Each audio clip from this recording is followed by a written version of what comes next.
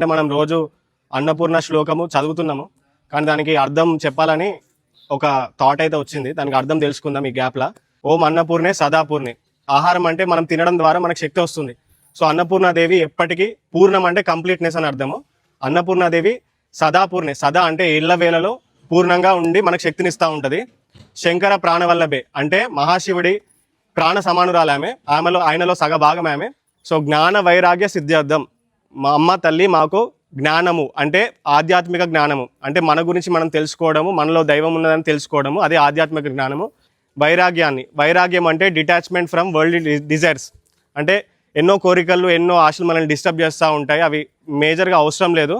So వాటి నుంచి detachment అంటే వైరాగ్యాన్ని కలిగించుము. భిక్షాన్ దేహీచ పార్వతి, జ్ఞానము వైరాగ్యము మాకు ప్రసాదించు తల్లి అని మనం అమ్మవారిని వేడుకుంటున్నాం. మాతాచ పార్వతీదేవి, పార్వతీ మాత ఇక్కడ ఉన్న భూమిపైన ఉన్న సమస్త ప్రజానికానికి తల్లి లాంటిది. పితాదేవో మహేశ్వర, మహాశివుడు మన తండ్రి లాంటి వాడు. బాంధవ శివ భక్తాశ్చ అంటే శివభక్తులందరూ నా బంధువులు. మన తల్లి పార్వతీదేవి, మన తండ్రి మహాశివుడు, శివభక్తులందరూ మన బంధువులు. స్వదేశో భువనత్రయం, మనం కేవలం మన ఇంటికి, మన ఫ్యామిలీకే కాకుండా మన స్వదేశము ముల్లోకాలు అన్నమాట. స్వర్గము, పాతాళము, భూలోకము, స్వదేశ భువనత్రయం.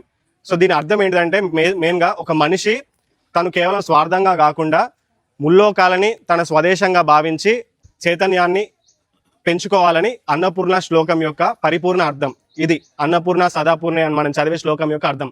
సో అది అర్థమైందని అనుకుంటున్నాను. జై భవాని.